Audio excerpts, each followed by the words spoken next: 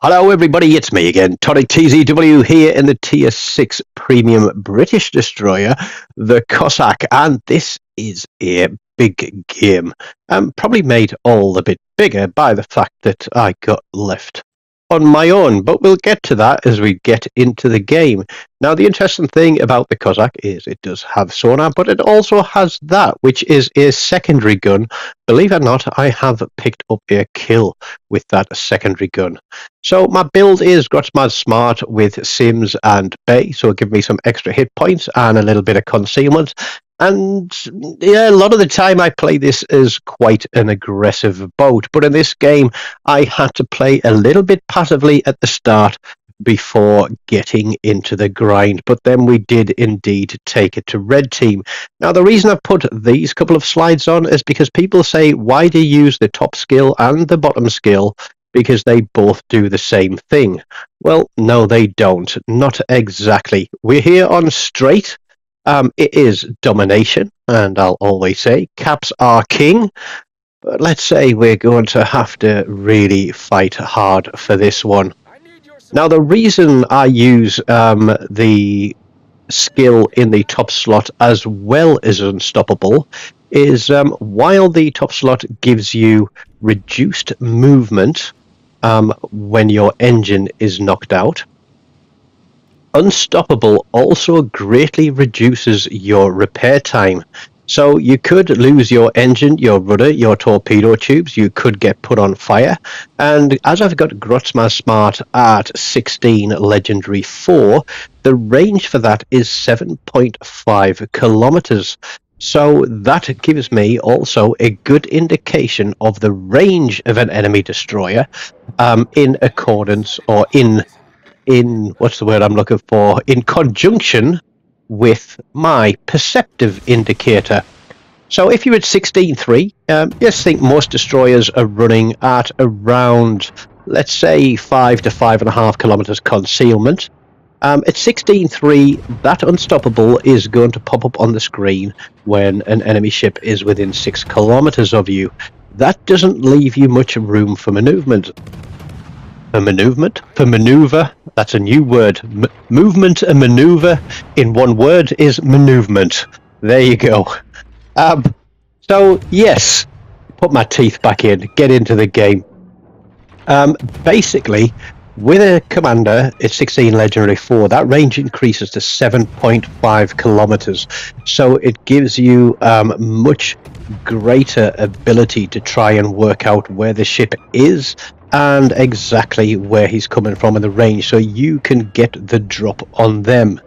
Now, if you look at the map, literally the entire team is headed for the other side of the map. That includes the Colorado that spawned behind me, and it also includes the cruiser that spawned behind me. Now, this Leander, I didn't know what was going on with him. I actually thought he had been disconnected. But we're just going to farm him for cap resets and damage. There's a fire. And basically, I don't want these guys. Look, everybody's trying to take the cheap shot now that he's worn down and low health. And I'm just going to keep wailing on him and try and get rid of him. Now, he isn't shooting at me. I have no idea what he's shooting at. He's static. He's dead in the water. I'm sure the Leander has a smoke screen too, which he hasn't used. And so I'm just thinking, what on earth is going on here? Now the Colorado has started tracking up the center of the map, as has the cruiser, but the cruiser is going to park behind the island that is just on about the 5 o'clock position of A cap there, just outside the cap. The Colorado is going to continue his run all the way back across the map. The rest of the team are literally heading into the far cap, and they are just going to contest it. They have a destroyer across there who's just parked behind an island, and the rest of them are just going to park on the edge of the cap and trade blows across the top and just get absolutely mullered, to be frank. I actually don't believe that Blue Team deserved this win. Am I going to say that I carried the game for the team? Maybe a little bit, but not in its entirety, because the team did make a contribution in holding that flank and stopping Red Team from pushing through it. They all sacrificed their ships for their greater good, and if you've ever seen Hot Fuzz, you'll all have repeated after me there, for the greater good. If you haven't seen Hot Fuzz, I strongly recommend you go and watch that movie, because it is absolutely awesome. Now, we know we have got a battleship out here. We want to push and either contest the cap or to kill the battleship. Preferably both. But I don't know where he is. Now, the question is, I can't remember what my play is here. I'm sneaking up. I'm sneaking up. I'm trying to get him spotted. I've got no support. I am still across here on my own. And we've had to let Red Team take that cap. So Red Team have got 2. We've got 1. The other cap is contested. And what do we do from here? There he is, or there is airship. And yeah, we don't perhaps want to get into that fight just yet.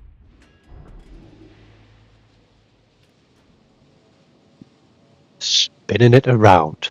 As I said, it's been a long time since this game was played, and this was before the spotting rules for carriers changed. It's been sat on the drive of the PlayStation for a long time, and I've been meaning to get around to it, but I've been sharing some other videos with yous, and I've got quite a few good ones and a few spud runs coming up, and torpedoes out towards the Arizona. Can we get shots across the top there? Yes, we can. Here he comes. So we are going to go guns, and I think then we are going to pop a smoke. We want to fire because the torpedoes are running, and if this guy, as he has just done, damage controls his fire, then if one of those torpedoes connects and gets a flood for me, we are going to start ticking him down.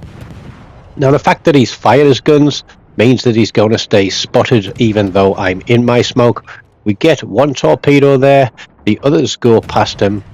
We can single fire the torpedoes on the Cossack as well, and I think we're going to do that a little bit later. But the guns here, I don't know what caliber they are, but I was watching the video back before I put it together to do the replay, and we're going to be wailing on this guy without guns for a little bit. But literally, even though we're hitting superstructure, so many of these shells are going to just bounce off him.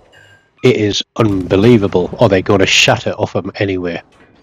And yeah, I fire my torpedoes there without first switching to my guns and zooming, because the only thing I think I'm going to torpedo there is an island. Yeah, I think the torpedoes are heading for the island completely. But there we go, he disappears again. You can see the cruiser there behind that island. He's absolutely stuck there. The Colorado has made his way all the way to the other side of the map. And we do have an advantage in ships, because one of the destroyers has gone and we took care of the cruisers. And how I didn't get a dev strike on that island, I don't know. That island should have been sunk. Red team pushing decap now. The rest of blue team are having to pull back. We've lost 3 ships, and yeah, it's getting sticky. We need to finish this Arizona. We need to get back on a cap. Somebody takes a sniper shot at him there, and look at this. We get a fire on him, but pretty much every single shell that is going to hit him is just going to bounce. And the team are going to want to try and take this cheap kill again. And I think it's the cruiser that's parked behind the rock. But just before this Arizona goes down, he puts a shot way out there. I don't know what he was aiming for, but somebody did take our Huger out. Our Huger manages to take down one of their ships with a fire. And this Arizona is not long for this Earth, and he is going to go out for, I think it's an arsonist. There we go, the cruiser's backed out to put a cheap shot onto the Arizona. He's double fired now. It's a liquidator that we get. And yeah, the Maya goes out to a dev strike. So he spent pretty much the entire game there parked up against that island, only to go out for a dev strike. It is 4 plays 4. Red team still have the advantage because of their early cap advantage. So now we need to push and try and bring this one back. The Akatsuki was last spotted across there on D. The Fuso is across there on D. And somewhere out here is a carrier. Now, had that Fuso pushed through with the West Virginia, this might have turned into a completely different story. And you're going to see me pinging the map in a moment. Here we go. Basically telling our carrier to start moving up this way on the map. Because if red team do break through on that flank, he is going to be the next target. And yeah, even now with the new spotting rules and things, and everybody's having a go at carriers because it's so easy now, allegedly.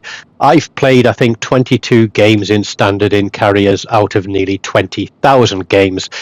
That shows you what I think of aircraft carriers.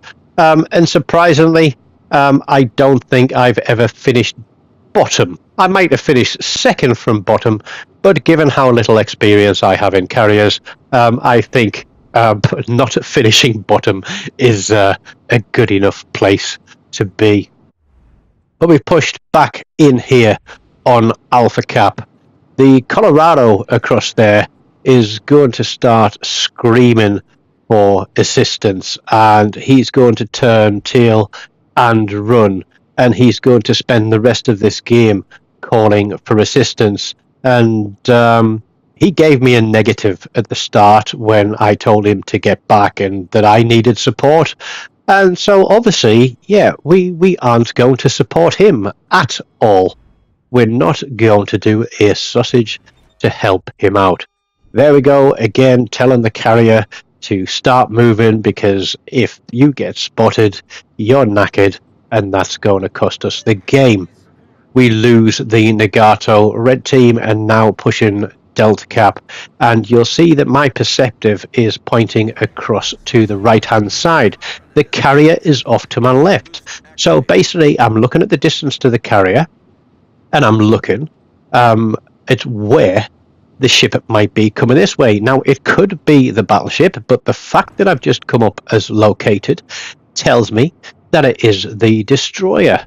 And then I can work out, based on the distance to that Colorado, literally how close that this destroyer might be. And if you remember what I said earlier about my unstoppable, when that comes up, I know that he is within 7.5 kilometers.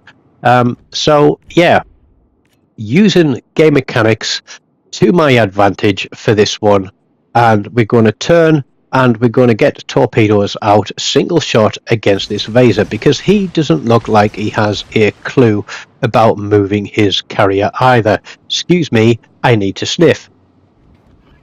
There we go. Unstoppable is up. We are spotted. I think that should have rocked a lot earlier than it actually did. It should have come up at 7.5 kilometers, not the 4 kilometers that destroyer was at. So I don't know what was going on there, because that's quite a significant difference. And you'll notice that I am spotted. Is that because I'm within smoke firing a penalty range? Probably. We've got a fire. We're not going to damage control that immediately. We're going to wait a second. This guy is running towards me. I'm sure he's going to turn and try and get his torpedoes off, but he's not going to get a chance to do that. He's managed to keep the cap reset for a little while, but we do get 1, 2, 3 torpedo hits on the carrier. One of them goes past, and I think that's because he started moving slowly. But we pick up the high caliber as well in that one. And so knowing that the Colorado is way out of range, that the carrier is also not interested in this Vaser here, I am going to sail around this cap, knowing full well that this is my target. We broke through 100,000 damage ages ago. I didn't actually remember seeing it pop up on the screen. But the Vaser is on fire. He's already taken torpedoes. He's already taken a flood. We pick up a Witherer, and there we go. That is kill number 4. But the Vaser has got planes in the sky, and I was thinking, have I got time to pick up this battleship for a Kraken? The answer is no, because we're closing down in the last few seconds. Here come the torpedoes. This guy fancies his chances, but all I'm going to do is go skinny, sail in a straight line right between these torpedoes, and they're going to come sailing past my sides as the clock ticks down to 0. So there you have it, a quite astounding and fun game to play in the Cossack, with a high caliber, a First Blood, a Liquidator, and a Witherer. A nice collection of some of quite hard to get medals there. And when you consider that I nearly double the base XP of second place for our team, yeah, I'd like to think that I did pretty much carry that one. Certainly as far as putting the points back to win goes. But I hope you've enjoyed that one. Don't forget to smash the like button. Leave me a comment. Let me know if you've got the Cossack, not the Cossack 38, and what your best game in it is. You can subscribe to the channel if you haven't done so already. And as I say, until next time, take care of yourselves and goodbye.